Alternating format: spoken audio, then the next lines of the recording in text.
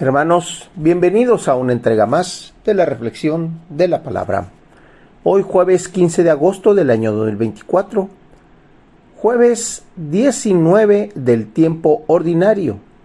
La Iglesia recuerda y celebra hoy la solemnidad de la Asunción de la Santísima Virgen María. El color litúrgico es blanco, las lecturas corresponden al ciclo B.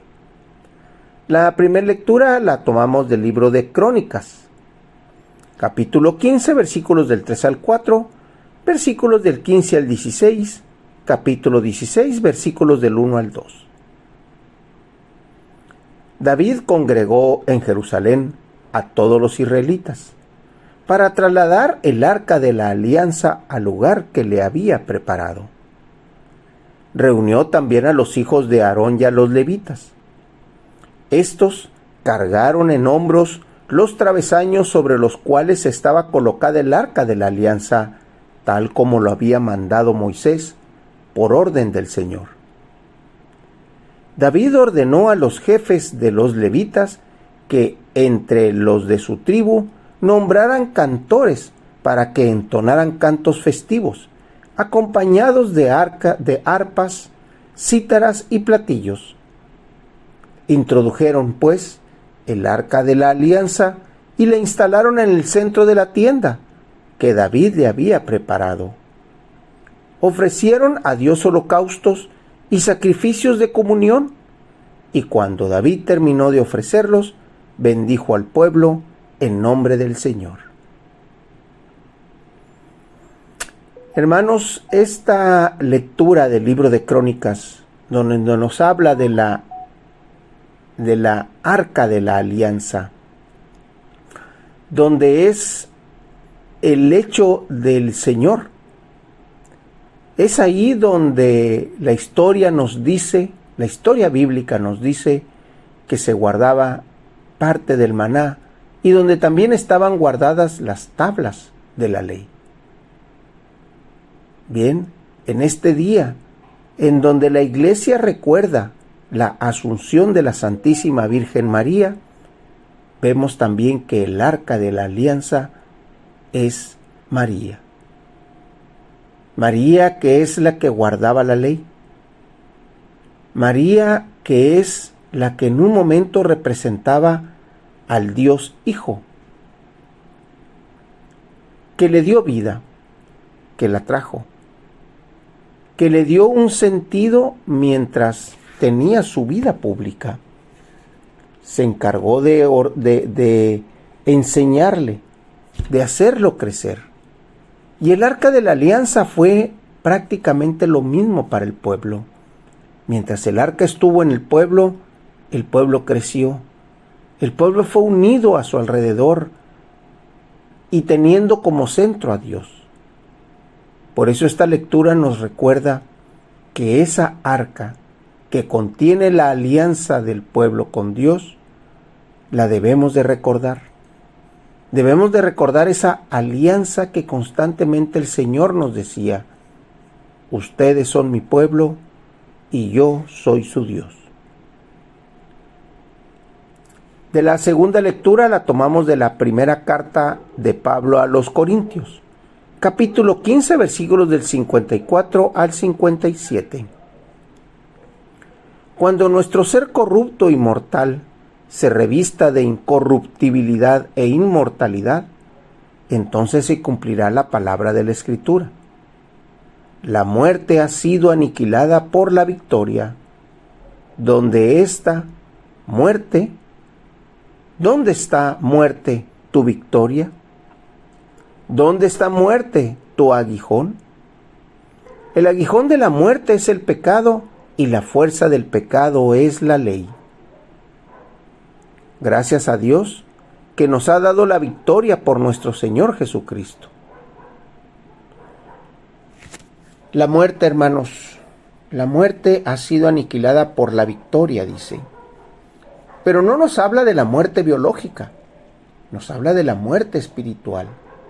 La muerte a la que nosotros podemos caer si no aprendemos a respetar simple y sencillamente las cosas que Jesús nos enseñó. La muerte, como aquí nos los dice, tiene un aguijón. Y la muerte también proclama una victoria. Pero, ¿quién aniquila a la muerte?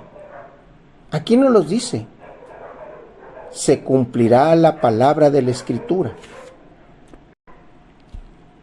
El aguijón de la muerte es el pecado. Pero si nosotros lo identificamos, si nosotros sabemos qué es lo que nos puede dañar y aplicamos lo enseñado, aplicamos lo que el Señor Jesucristo nos trajo, entonces obtendremos la victoria. Pablo nos dice que la fuerza del pecado es la ley. Y sí, efectivamente así podemos decirlo. Pero es una ley mal aplicada, mal entendida. En cambio, cuando vemos cómo Jesús aplicó la ley, entonces vemos la victoria. La ley hablaba de preceptos, la ley hablaba propiamente de leyes, pero Jesús no las vino a reexplicar.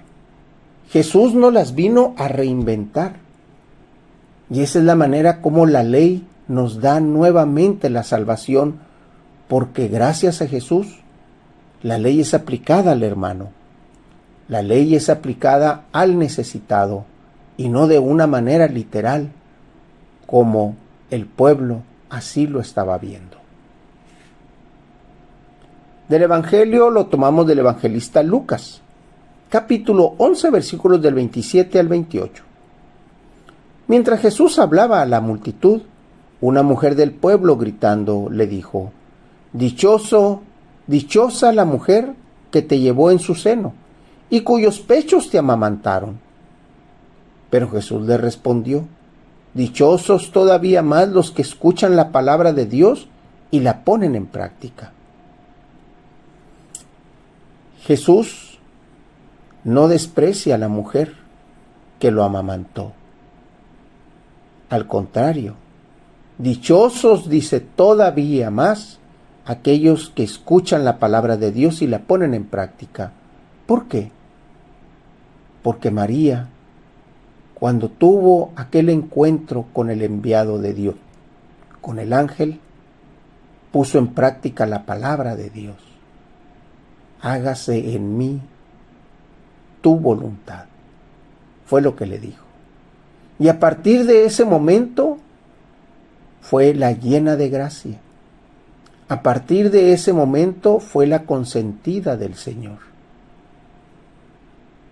Cada uno de nosotros, cuando cumplimos y aplicamos la palabra de Dios, y más cuando la aplicamos según Jesucristo, entonces somos dichosos, porque estamos cumpliendo aquello que el Señor nos vino a traer desde antaño. Por eso la frase es muy básica. Escuchan, los que escuchan la palabra de Dios. El verbo escuchar para el israelita es poner atención y obedecer. Eso es escuchar para él. Por eso cuando nosotros escuchamos la palabra, es porque la tenemos que poner en práctica.